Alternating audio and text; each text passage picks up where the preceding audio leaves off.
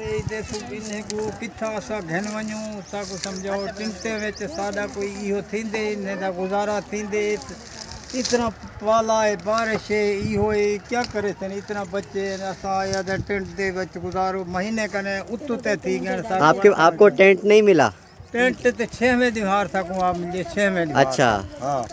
वो मिल गया आपको। हाँ, लेकिन फिर भी यहाँ पर जो है वो नहीं गुजारा उस तरह से नहीं गुजारा होता है। सर्द ये इधर से पेशाब भी इधर से करते हैं तो खाना पीना भी इधर से। अच्छा मच्छरों का कुछ किया यहाँ पे? और जो दूसरे जो सांप वगैरह आ जाए कुछ काट जाए बच्चों को, ये छोटे छोटे बच्चे आप देख सकते हैं यहाँ पर बच्चे पड़े हैं ऐसे कपड़े मपड़े रह गए हैं हुण कपड़े मिल गए साकू हुण ये कोई साथी साकू चोला दिते इहो दिते सी बस असां उतरा कपड़े में असां निकते हैं ऊं दिहाड़े जॾण इहो आग गए तॾा सैलाब पानी दा सैलाब असां त्राए कपड़े में जान बचा गए हैं। ये त्राए बाल में चाती का धामी मुंडे में इतने तोड़ी पानी कई तरह में निकते हैं ये बालें दे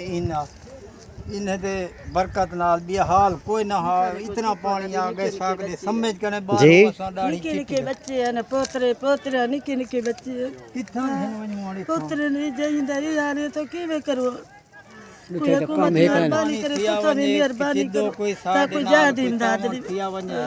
जगह डिमांड कर जा इमदाद रे डाडी बच्चे भी तारे मार गए लोड़ गए बंदे तारे जही भी लोड़ गए तेरा माल भी लोड़ गए त्राए बकरियां हैं। हाँ तो ये हालत पे आप तारी हालात नहीं दे पावे तेरे मकान दी हालात भी नहीं दे पावे इन्हें का गाड़ा दी चपाई का तो कुड़ी कोई कितनी बच्ची है देखो ना और सारा जाए। हुकूमत से क्या कहेंगी? हुकूमत तो क्या कहोगे? हुकूमत को इमदाद देवे तो कोई इमदाद रे आवाम भी अतण कितो अनु थारी तारचा हुआ गई तेरी मकान जो गए तेरी हर चीज जरी कचे पे असा अपने खाली कपड़े त्राए दे विच कहंदा पहुंचण ही लग गए पेरो राणिया बाती त्राए कपड़े नू दे विच दिखते हैं वो भी तो कोई बे बंदे काट गए असा अपना निकल सकते हैं दुकान दी चाहते तो बैठे रह गए कई तारे रोड ते निकल तो हुण कोई कमाने वाला कोई नहीं? हाँ कोई तो को नहीं कढण वाला पिछे जब पानी कतरा यो था पिछे था कोई ने पजाते गाड़ियां मील और पजाते वाले में दे जाते पानी दा तोड़ते या पिछे थारे उत्तो खटड़ी बदे खड़े रोड का काबले दरखते थे काठे बदी पे रात को जो आप तो अपने के बच्चे चढ़ावे तो किवे करूं। अच्छा इधर वॉशरूम का कोई यहाँ पे नहीं है? सारे हालात तरस करो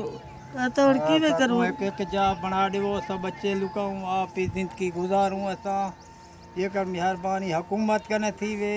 कोई इंतजामिया कने थी वे कोई पासो साकू फंड दिता वने साकू एक कमरा बनाया दिता वने असा शुक्रिया अदा करे सो हुकूमत दाई जेरा मीडिया वाले गाल अगुते ने दे पान उन्हें दाई शुक्रिया अदा करे सो साकू अगुते जाहिर पे करे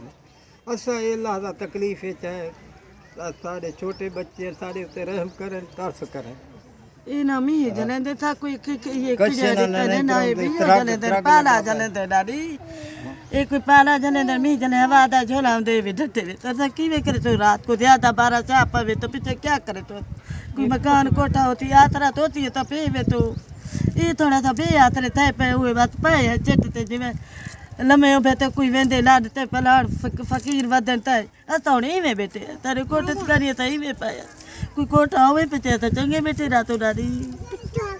हां मिनी के दे अच्छा अल्लाह खैर करे तेरे भला करे भाई साहब मासे तू सारी आवाज पहुंचाए देखो कितनी बच्चे दुखी है असा अल्लाह से सारे दुख दूर करे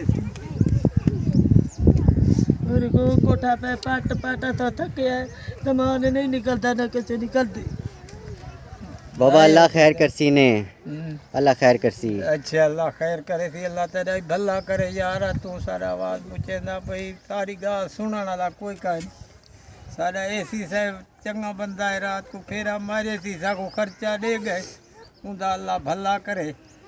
वो चंगा बंदा ये बेत नहीं ते डाडी ये ते बेत नहीं हाली दुखे हाल विच सारे वास्ते जेरा टोराउंदे हलेंदे ओ सारे वास्ते बिरा खुले ते तातरे चंगा है। चलो जी ये गवर्नमेंट ऑफ पाकिस्तान को कोई मकान दादी बना देवे हुकूमत बना देवे तो बना देवे तारा हालात तत् कर कोई तर्क करो इयां तो नहीं थे गुजारा कर सकते कोई नाज़रीन, जावे तारी मुकम्मल बना वो तारी इतनी हो ना होवे बात मी आवे बात पानी आवे तारे डटे वे अथा कच्चे भी होने नहीं थे बने देना तारे को न बन देन त्याले तारे आपने यहाँ मुतासरीन की जो बात है वो देखो सुन पानी ली। उडो खड़े थे उडो आधो थारा पानी खड़े थे इनका मुतालबा ये है कि जल्द से जल्द रिहेबिलिटेशन का प्रोसेस शुरू किया जाए। आप देखें छोटे छोटे बच्चे हैं यहाँ पर, किस तरह से इनके सर पे छत भी नहीं है, और ये अब डिमांड कर रहे हैं गवर्नमेंट से कि वो जल्द से जल्द इनको या तो फ़ंड जारी करे या फिर इनके लिए यहाँ पर घर बनाए जाएं, ताकि ये यहाँ पर इस वक्त तो गर्मी है और आने वाले दिनों में यहाँ पर जो सर्दी होगी, चूँकि 1-2 महीने में सर्दियाँ शुरू हो जाएंगी, तो इनका जो है वो प्रॉपर इंतज़ाम हो सके।